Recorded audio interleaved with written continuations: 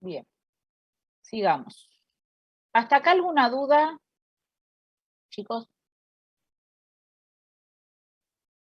Creo que no, profe. Bien. Bien.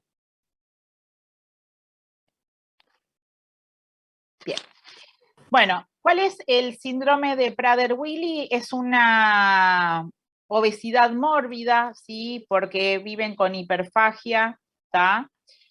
Bueno, obviamente pueden tener trastornos del comportamiento, retraso mental, y obviamente la obesidad puede llevar, digamos, a diabetes, cardiopatías, colesterol alto, etc.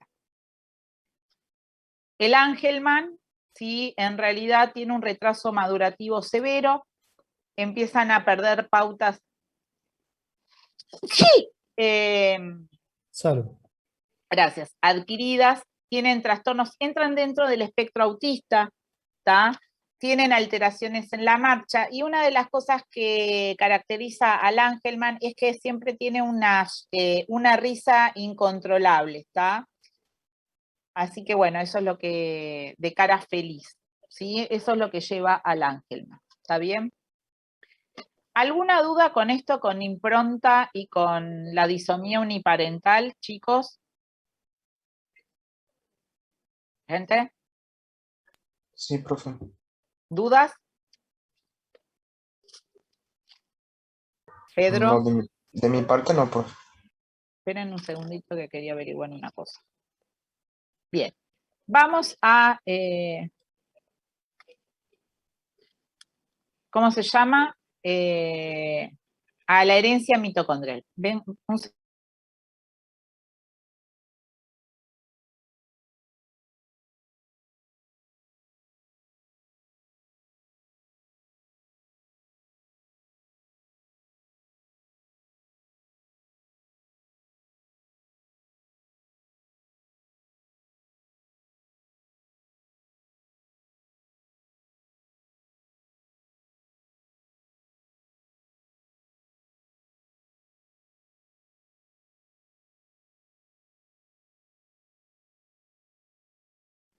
bien. Entonces, vamos a acordarnos de el ADN mitocondrial. La pregunta número 1, ¿de dónde vienen las mitocondrias? ¿Cuál es el origen de los cuales aportan las mitocondrias? De la madre. Perfecto. ¿Tá? Entonces, cuando uno habla de herencia o ADN mitocondrial, uno de los conceptos básicos es que es de la madre. ¿Esto qué significa? Si yo tengo una madre que tiene su ADN mitocondrial alterado, ¿pasa a su descendencia? Sí. Sí. ¿Tá? ¿Es lo mismo para el varón que para la mujer? O sea, viniendo desde la madre. Sí, Sí. sí. Ahora, pregunta, si yo tengo un padre afectado, ¿pasa a su descendencia? Y no debería, si viene de la madre.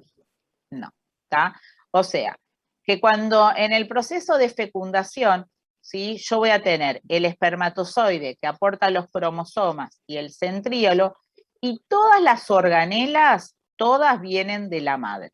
¿Está? Por eso cuando uno habla de ADN mitocondrial, hablamos o lo relacionamos siempre de herencia materna. ¿Por qué? Porque las mitocondrias están en el citoplasma del ovocito. ¿Está? ¿Esto queda, chicos? Sí, profe. Bien.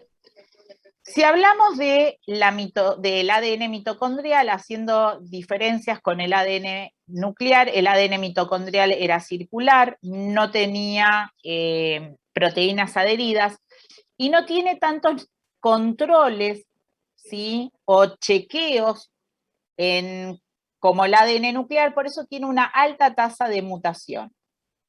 ¿Está? ¿Vamos bien hasta acá, chicos? Sí, profe. Bien. Y habíamos hablado que la mitocondria tenía una relación con las bacterias, ¿sí? Por el cual, de la teoría endosimbiótica, por el cual el ADN mitocondrial constantemente está fisionándose y, fusionándose y fisión, separándose, ¿está?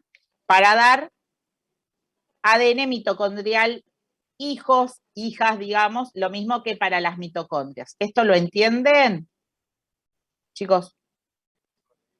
Sí. Bien. ¿Cuáles son las funciones principales de la mitocondria? Producción de energía. Bien, formar ATP. ¿Está?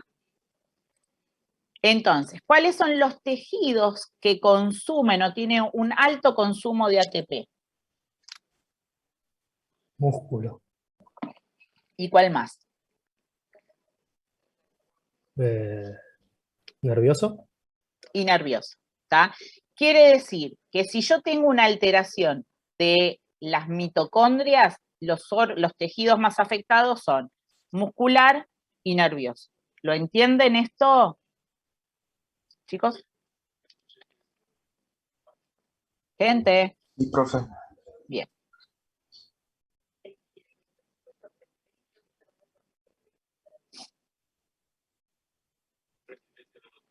Entonces, cuando uno habla del reglamento, o sea, cuáles son, digamos, lo que lleva a pensar en una herencia mitocondrial, primero que es estrictamente materna, ¿está?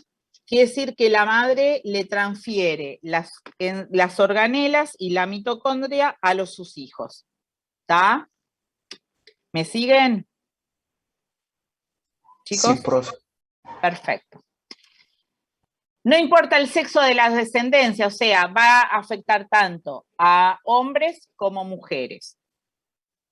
Y el padre puede estar afectado, pero no lo da a su descendencia porque el espermatozoide no lleva o no transporta mitocondrias al cigoto. ¿Está?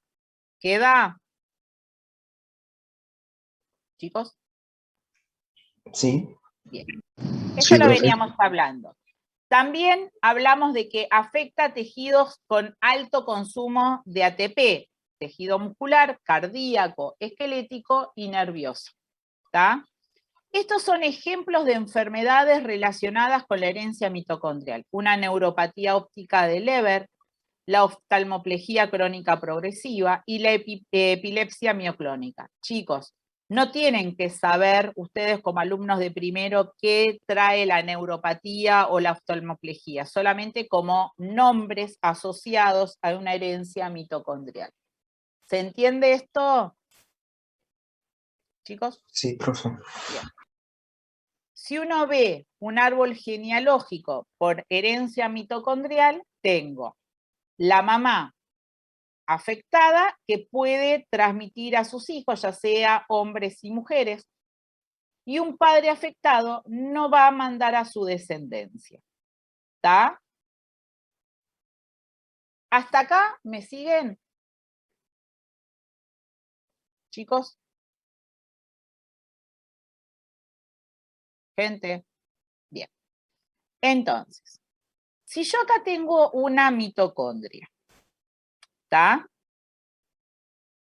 Y este es ADN mitocondrial, que está constantemente, dijimos, dividiéndose y separándose, ¿está? Hacia distintas mitocondrias, ¿sí? Este ADN, cuando se reparte en las mitocondrias,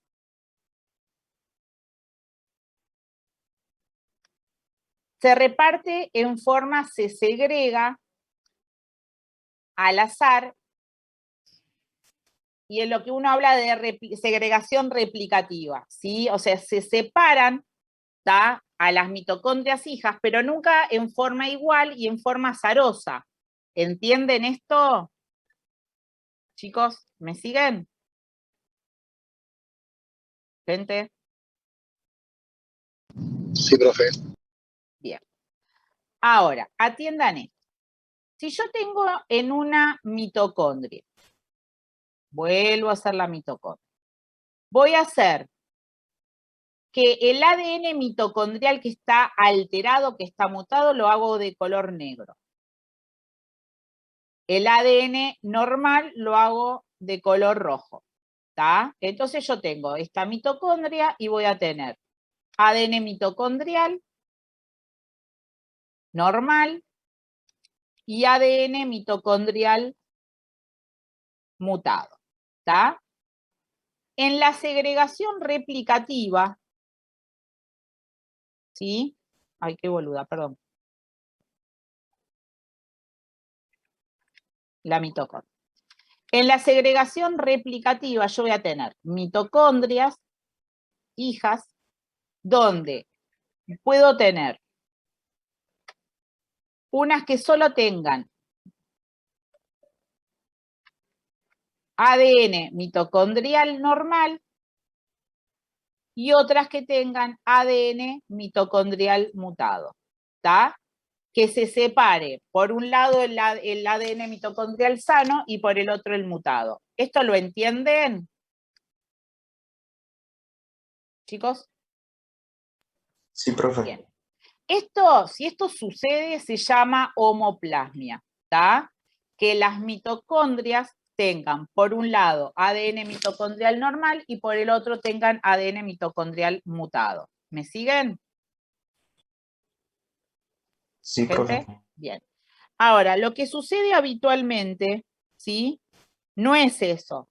¿Por qué? Porque si la separación del ADN mitocondrial... Perfecto.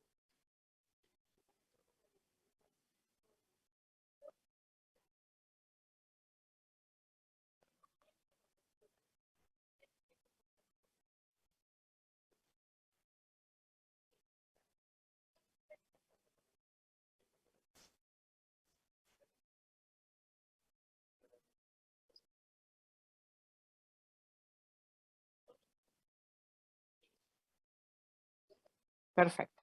Bien, ahora les digo algunas cosas. ¿Me siguen hasta acá? Entonces, lo que sucede, como la separación es al azar, lo que va a pasar habitualmente es que las mitocondrias hijas tengan ADN mitocondrial mutado con ADN sano, mitocondrial sano. ¿Se entiende, chicos? Sí, profe. Bien. Si esto sucede, se conoce como heteroplasmia. ¿Está? ¿Entienden los dos conceptos, chicos?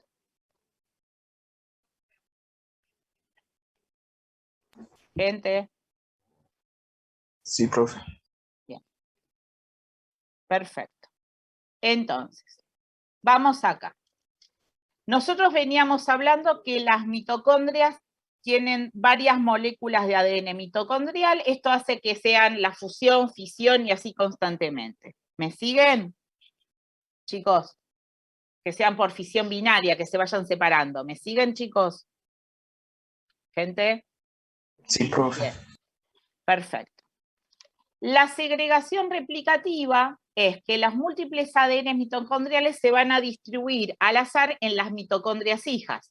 ¿Tá? Era lo que veníamos charlando. Se dividen, se separan, y eso es al azar, dónde va una u otra. ¿Me siguen hasta acá? Sí. Chicos, bien. Y por ende, las mitocondrias también se van a distribuir al azar en las células hijas. ¿Está? ¿Esto queda, chicos? Sí, profe. Perfecto. Entonces, el punto es, ¿sí? Vamos acá. Yo les dije que si yo tengo en una mitocondria o en una célula solamente ADN con mitocondrias mutadas, que esto es lo que está acá representando de color rojo, y en otra célula voy a tener solamente mitocondrias con ADN sano, esto se llama homoplasmia, ¿está? Entonces, es obvio que las personas que tienen solamente ADN mitocondrial mutado van a estar enfermas. ¿Se entiende, chicos? Sí, profe. Bien. Ahora, lo que pasa habitualmente es esto. Yo voy a tener mitocondrias y células que haya una cantidad de ADN mitocondrial sano con ADN mitocondrial mutado. ¿Está? Entonces, el punto es, ¿sí? ¿En qué momento aparece la enfermedad? Cuando el número, ¿sí?, de células, mitocondrias, con ADN mitocondrial mutado y ADN mitocondrial sano, sea mayor el mutado que el sano. Tienen que superar un umbral para que se pueda expresar en el fenotipo. ¿Entienden esto?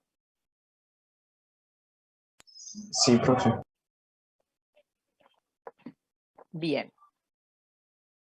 ¿Alguna duda con esto, chicos?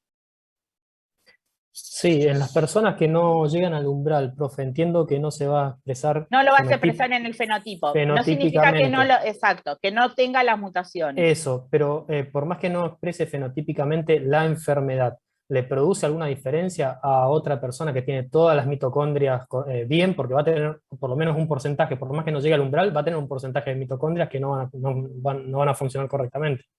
Sí, pero si vos tenés en la medida, Carlos, que no tengas tanta cantidad de mitocondrias mutadas, no vas a expresar la enfermedad, no te va a Ok. alterar, ¿tá? Porque vas a tener las otras que funcionan, que lo compensan. Claro, yo pienso, por ejemplo, a una persona, un deportista de elite profesional, que tiene una utilización alta, digamos, de energía y mitocondrias. Va a tener un mismo rendimiento, puede tener un mismo rendimiento por más que no llegue al umbral, pero esté cerca del umbral, que otra persona que Mira, por ahí. en realidad no sabría decirte, porque todo esto te va a depender de la cantidad y de los porcentajes que puedas llegar a tener como para que esté afectado o no. Y a veces en un deportista que entrene posiblemente quede desapercibido. Ah, Pero la verdad, gente, son no es enfermedades, o tan sea, si rígido. uno... No, porque depende, o sea, ustedes piensen que está constantemente ese ADN modificándose, Mm, ¿está? ok. Dentro de la mitocondria, no estoy hablando del nuclear, Sí, sí, sí. ¿está bien?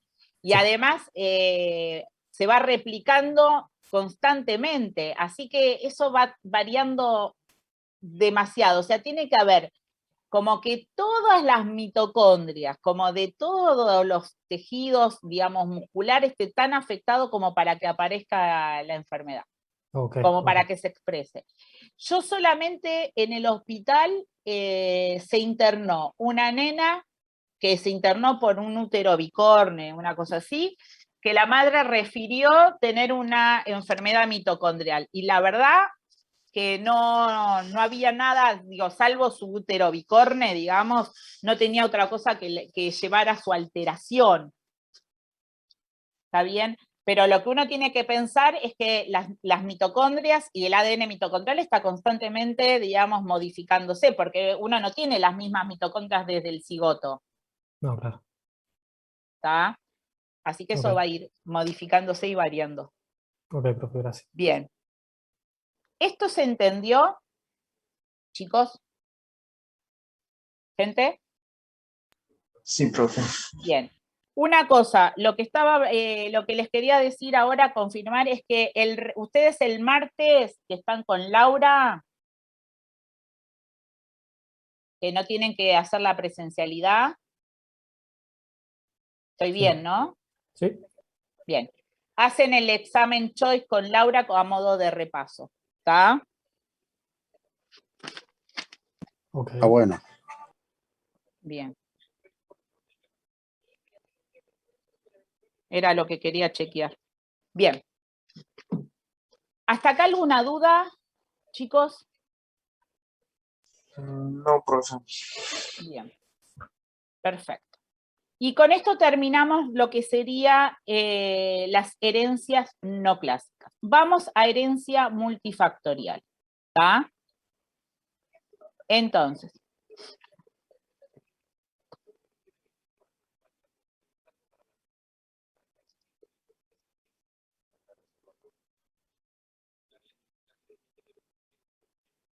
bueno. Bien. Entonces, ¿de qué se trata la herencia multifactorial? Primero, acá tenemos múltiples genes involucrados, ¿tá? Y cuando uno habla solamente de genes involucrados, hablamos de rasgo poligénico. Punto 1.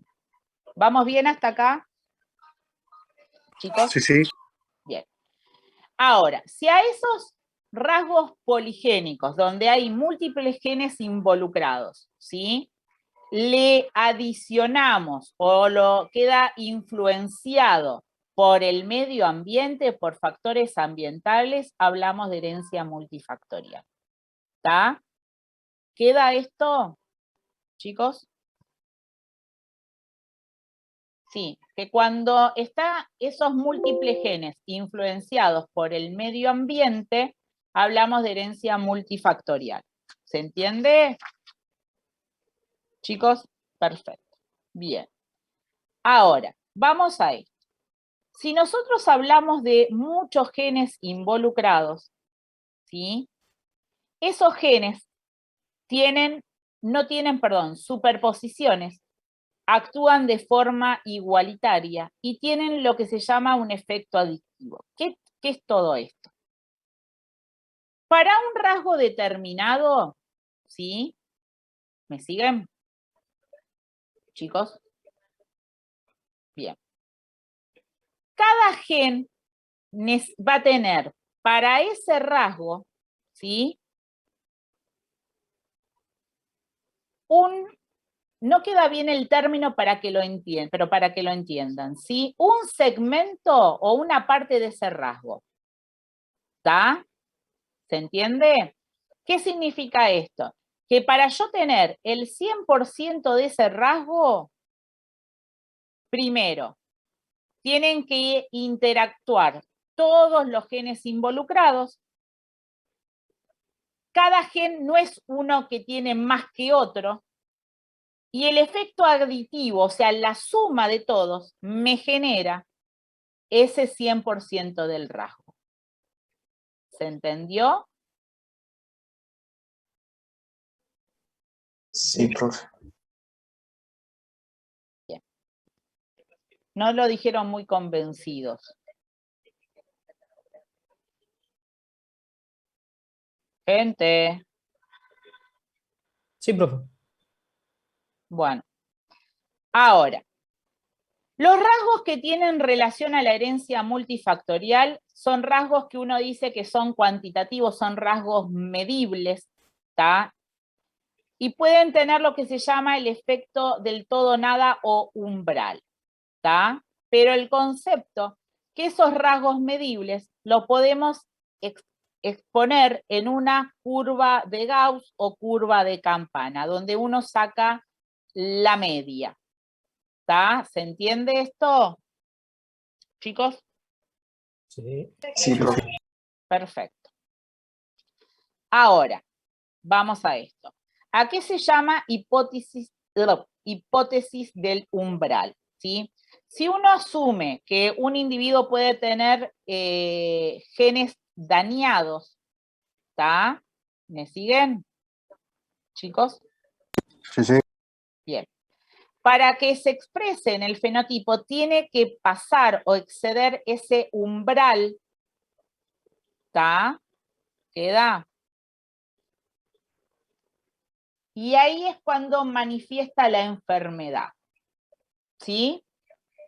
¿Se entiende esto, chicos? Sí. Sí, profe. Entonces, ¿qué va a pasar? Si yo tengo los factores que determinan, o factores, digamos, que pueden llevar, ¿sí?, a la aparición de una enfermedad, esos factores, generalmente uno habla de factores ambientales, ¿está bien?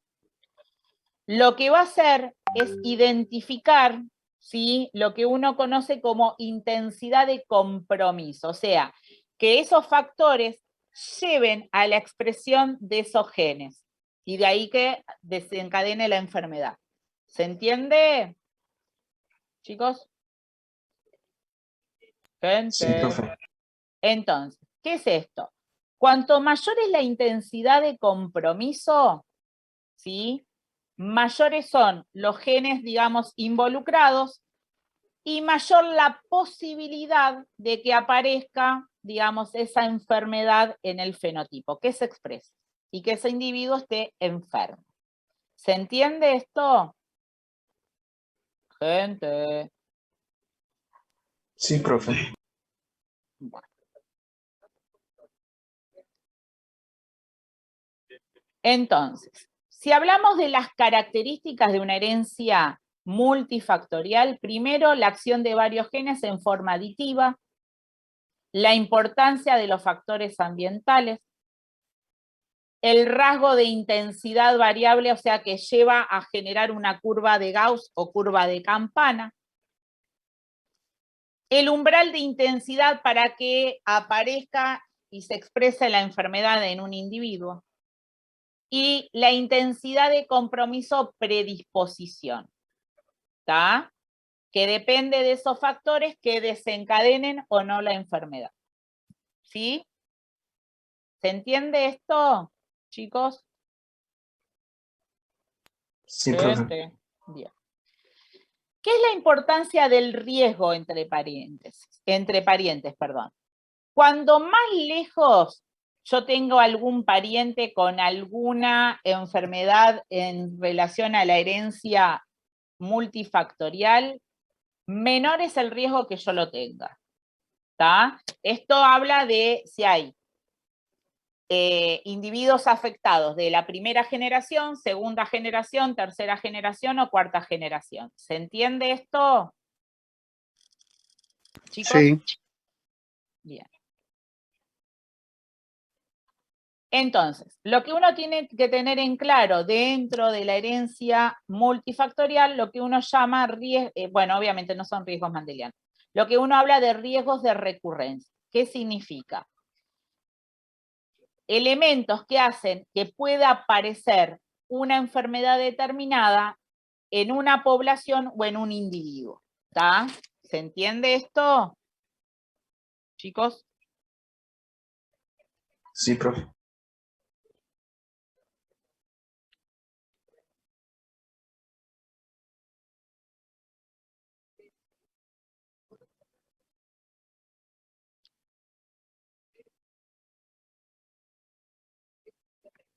Bien.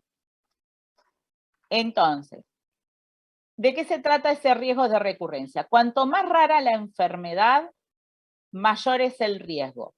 ¿Está? Cuanto más grave, mayor es el riesgo. ¿Esto se entiende, chicos? Sí. Sí, profe. Si hay una familia que tiene un hijo enfermo, el riesgo aumenta, ¿tá? Y cuando hay más de uno en la familia, todavía es mayor el que el tercero lo tenga, ¿sí? ¿Se entiende? Sí. Bien. Si un pariente es enfermo, la distancia es inversamente proporcional al riesgo, era lo que veníamos hablando. Si tenemos un tío abuelo o una cuarta generación o una quinta generación con algún tipo de alteración, el riesgo es menor. ¿Está? ¿Se entiende esto, chicos? Gente. Sí, profe. Bien. Perfecto. Y acá es, si el sexo del hijo enfermo es distinto al sexo que prevalece la enfermedad en la comunidad, el riesgo aumenta. El ejemplo clásico que uno da con esto es este. Yo no me acuerdo si a ustedes les dije o no, porque la verdad que ya no tengo, no registro, es, cuando habíamos hablado en embriología de la estenosis hipertrófica del píloro, el píloro es un esfínter, es el único esfínter anatómico del tubo digestivo, ¿tá? Los demás son esfínteres fisiológicos, ¿sí? ¿Saben la diferencia entre un esfínter anatómico y uno fisiológico? El anatómico tiene mayor musculatura, y el fisiológico funciona, por ejemplo, como el esofágico inferior, cuando el estómago está lleno, pero no es un esfínter real. Exacto. Hay elementos alrededor de los esfínteres que actúan como esfínteres, ¿sí? No el propio tubo, ¿se entiende? Sí, profe. Sí. Bien. Entonces, la hipertrofia, en la estenosis hipertrófica del píloro, lo que tiene el píloro es un aumento de la capa muscular. Entonces, cuando el bebé nace, que empieza como a fortalecer el peristaltismo del tubo digestivo, al ese esfínter tener más capa muscular, se contrae precozmente y vomita. ¿Está? No es el rechoncho que come de más y vomita. Estos no aumentan de peso. Entonces, el tema es más frecuente en el varón que en la mujer. La relación entre el varón y la mujer es de 4:1. ¿Está bien? ¿Se entiende? Sí, profe. Bien. Se da generalmente en el primogénito, o sea, en el primer hijo varón. Y se llama también la enfermedad de los 21 días, ¿por qué? Porque hasta que el peristaltismo del tubo digestivo empieza como a tener más potencia, por decirlo de una forma didáctica, aparece recién a los 21 días, ¿sí? Entonces, si el varón lo tiene, es muy raro que los hijos que le siguen a ese grupo familiar aparezcan de vuelta con una estenosis hipertrófica del píloro, ¿está? Ahora, ¿por qué? Porque es en el sexo más frecuente, ¿se entiende? Sí, profe. Bien, sí.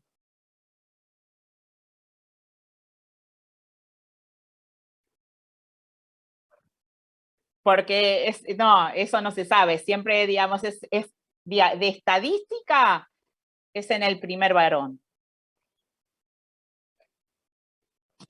Digamos, cuando vos hablas de herencia multifactorial, Sebastián, estás hablando de un montón, digamos, de alteraciones del medio ambiente en relación a la acción de genes. O sea, es como que tampoco estás diciendo demasiado. ¿Está? Sí. No, porque estadísticamente es así. Bien. Ahora, gente, ¿una mujer puede tener una hipertrofia, una estenosis hipertrófica del píloro? Sí. ¿Es del sexo más frecuente? No. Quiere decir que si en un grupo familiar tenés una nena con una hipertrofia, con una estenosis hipertrófica del píloro, el que le sigue tiene una alta probabilidad que también lo tenga. ¿Está? Capaz que no, pero uno está más alerta, ¿se entiende? Chicos. Bueno, ejemplos de enfermedades multifactoriales: la hipertensión, la diabetes, las disrafias, la demencia, la estenosis hipertrófica del píloro, que le acabo de hablar, y la enfermedad de Hirschsprung, que ya la habíamos hablado también, como el megacolon aganglionar congénito. Los FLAP, que lo habíamos mencionado en embriología, las comunicaciones interventriculares, que también lo habíamos hablado de embriología. ¿Está? ¿Dudas con esto, chicos? No, profe. Bueno, bien.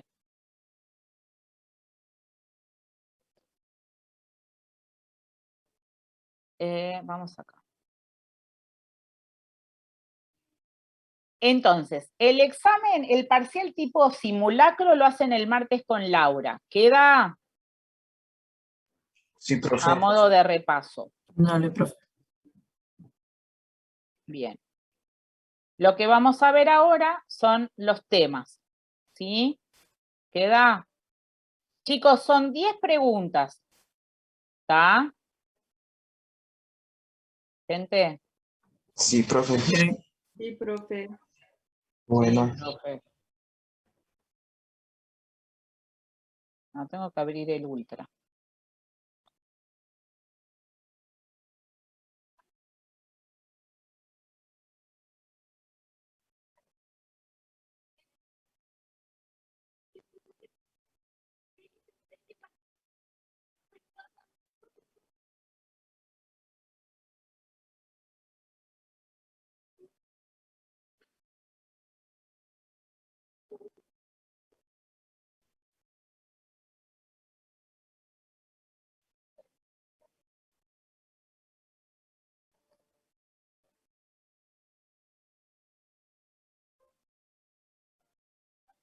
Bueno, entonces, De la unidad 1, chicos, ADN y replicación.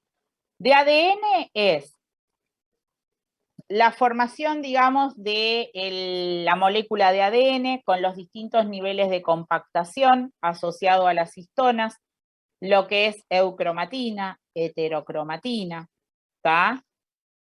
Lo que lleva después a la estructura de los cromosomas, ¿sí? Y la clasificación de los cromosomas y cariotipos. ¿Con esto alguna duda, chicos?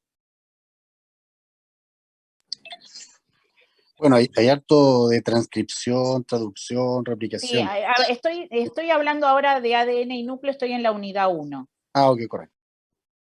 ¿Hasta acá alguna duda? Sí, de cariotipo, profe, ¿qué sería? El concepto de El cariotipo, que concepto, lo vimos, ok, ok, sí, ok. O porque sea, no tenés otra cosa, ok, ok. Solo saber ¿tá? O qué sea, es el estudio para ver la parte macroscópica de. Ok, listo.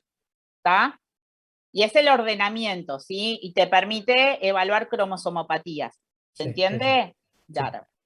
Después, replicación, que es dentro del ciclo celular, la fase S, que esto lo vimos ahora acá en genética, lo que es la replicación del ADN, las características, ¿sí? Las enzimas involucradas, ¿tá?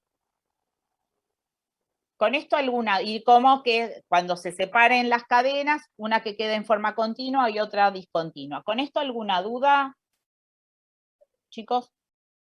No, mi respecto profe. a la burbuja, la cadena Sí, acelerada, todo, helicada. sí. ¿Queda esto, gente? ¿Chicos? Sí, profe. Sí. Bien. Todo esto lo tienen que estudiar del libro de biología celular que ya lo habíamos visto, ¿sí? El libro que hayan usado en biología. Transcripción, traducción. Esto no lo vimos ahora, pero lo vimos en biología celular, la transcripción. Concepto de gen, ¿sí? ¿Qué se define un gen? Las partes de un gen, saber que tiene un promotor, un regulador, las secuencias codificantes, ¿sí?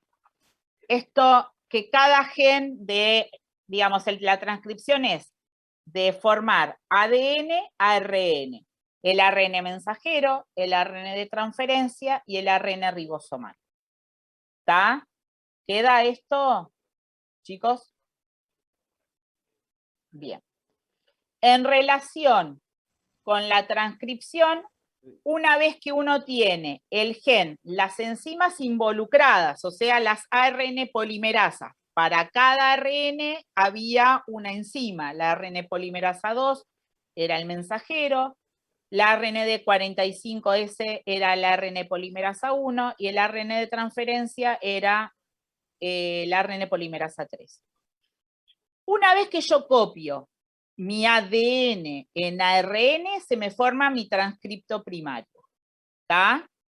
Y cada ARN se procesaba de forma diferente. El mensajero hacía el splicing, en el ribosomal se cortaban los ADN espaciadores y se adicionaban proteínas para formar parte de la subunidad mayor o menor del ribosoma, y el ARN de transferencia solamente tenía en su estructura final, se le adicionaban bases raras para poder formar la hoja de trébol. ¿Está? ¿Con esto alguna duda, chicos? No, ¿Gente? profe. Bien. No, profe. Traducción. La traducción es formar proteínas a partir del ARN. Entonces hablábamos del código genético, hablábamos de las fases de la traducción, o sea, el inicio, ¿está?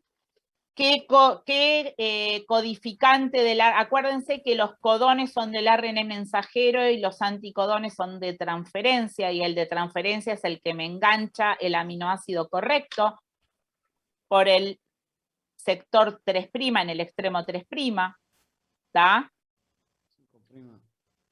¿Qué más les iba a decir? Y los conceptos del código genético en base a tener más codones que aminoácidos. ¿Está?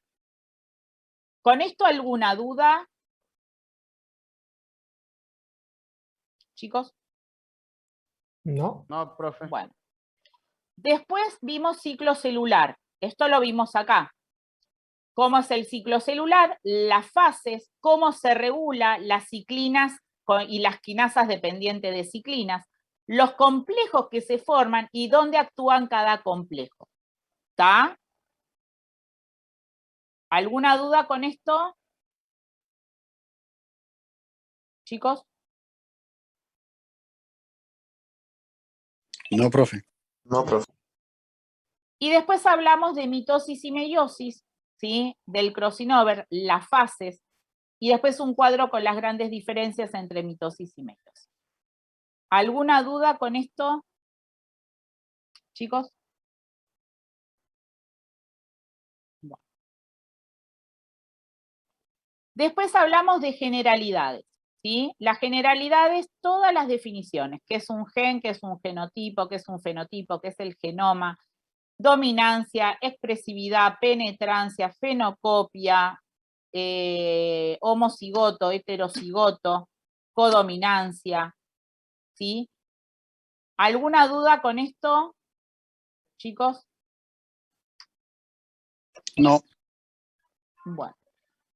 Después hablamos de mutaciones. Las mutaciones las definimos, las clasificamos y después hablamos, digamos, del producto final después de una mutación, si es por ganancia de función, simple o tóxica, pérdida de función, dominancia negativa o haploinsuficiencia, ¿está?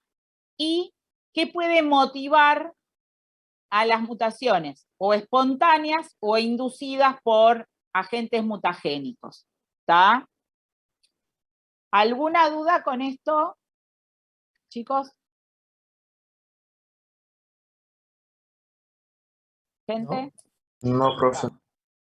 Después, enfermedades monogénicas, ¿está?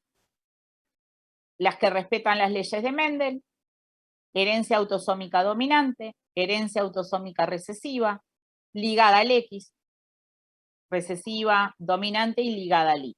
Chicos, no tienen, acá yo les mencioné algunas enfermedades como ejemplos de herencia o desorden autosómico dominante o autosómico recesivo.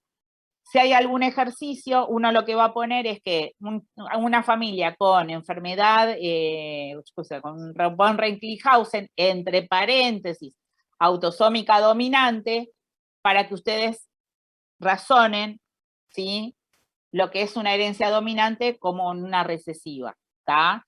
No tienen que saber qué produce o qué características fenotípicas tiene el von Reichenhausen, ¿entienden, chicos? Sí, profe. Bien. Después las cromosomopatías, ¿sí?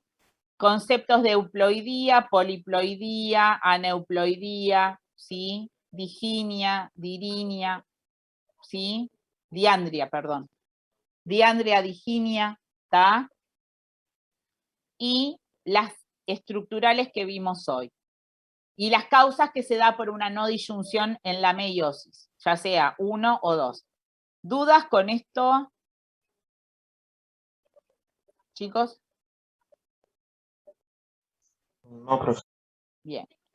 Y después tengo lo que vimos hoy de herencias atípicas, monogénicas no clásicas, expansión por tripletes, la impronta genómica y la disomía uniparental, y herencia mitocondrial. Y por último, enfermedades multifactoriales. Las características que definen una herencia multifactorial y riesgos de recurrencia. ¿Está? ¿Queda esto? Bien. ¿Dudas, chicos? No, profe. Bueno, el martes entonces con Laura van a tener el choice a modo de repaso, ¿tá? Son 10 preguntas, ¿sí? No cuelguen biología, no cuelguen genética, ¿tá? Queda, y se aprueba con 6 preguntas correctas. ¿Queda, chicos? Bueno, dale, profe. Ok, profe. Bien. Profe, una Sí. consulta. ¿Ya tiene las fechas de finales de histología y genética o todavía no? Creo que están publicadas, no me acuerdo. Pero yo hoy no les puedo decir ni media fecha, chicos. Pero Sí. lo que pienso, a ver, en general, yo te digo más o menos como para que calcules.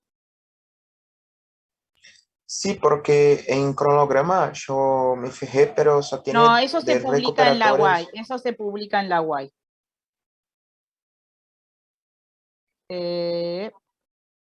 Calendario.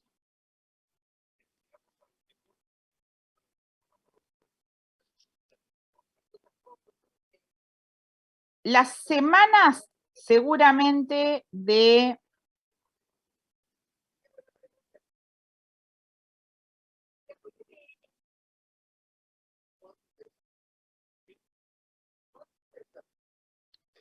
Si no me equivoco, chicos,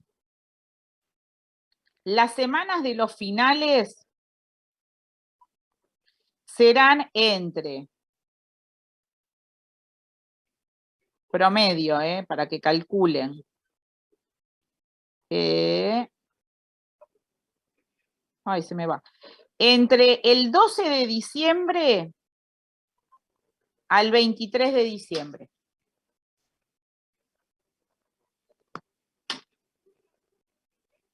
Bueno, profe, dale, gracias. Es Pero porque así yo me planeo mejor. sí, igual tomalo con pinzas. Capaz, no creo, pero no sé, me genera dudas si empieza una semana antes, pero me parece que no. ¿Está? Sí, creo que todos son como inicié en diciembre hasta 20 y pico, porque anatomía tenemos 22, sí, Sí. en Así diciembre. que debe ser esas 2 semanas. Son esas 2 semanas de finales. Bueno, dale, gracias, profe. Chicos, sepan una cosa, que, a ver, sepan organizarse. A lo que voy es que no están obligados a dar todos los finales en las 2 fechas en las 2 semanas que están puestas. Eso lo saben, ¿no? Sí, sí, profe. Yo al menos no lo sabía, profe. Ustedes pueden, si ustedes se organizan, a ver, en 2 semanas tienen que dar, ¿cuántas materias están cursando? Como 10. 7, 8. 8, Bueno. 9, creo. Entonces, no están obligados a dar todas las 8 materias en diciembre. Pueden organizar, dar unas en diciembre y otras en la fecha de marzo. Bueno, ¿Está? Sí, Bueno, eso es organización. ¿Está bien? No están obligados a rendir todo en diciembre. ¿Está bien? Sí, digo, no, yo no lo haría. ¿Está? Pero bueno. Sí, Erika. ¿Queda esto, gente? sí, profe. Bien. Profe, Ahora, sí. el examen va a ser multiple choice también, ¿no? O de desarrollo. ¿Cuál? De genética. Ahora sí. Sí. Son 10 preguntas. Bueno, y los finales también, ¿no? Creo yo. Posiblemente sí, presenciales. Sí, bueno. ¿Está? ¿Queda? Chicos. sí, profe. Sí. Bien. ¿Alguna otra inquietud?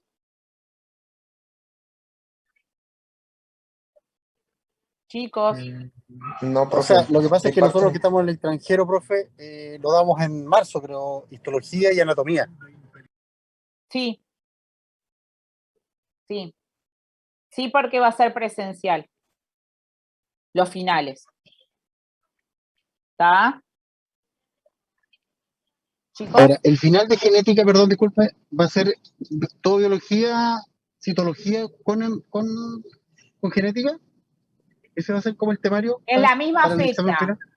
Es la misma fecha, pero podés rendir a la mañana histología y a la tarde genética. Sí, me refiero que en el caso de nosotros que estamos fuera, ¿podemos rendir el examen de genética No, ahora en porque diciembre? es presencial. Ah, Todos ok, los ok, finales son presenciales. ok. ¿Y esto es oral o multi-choice?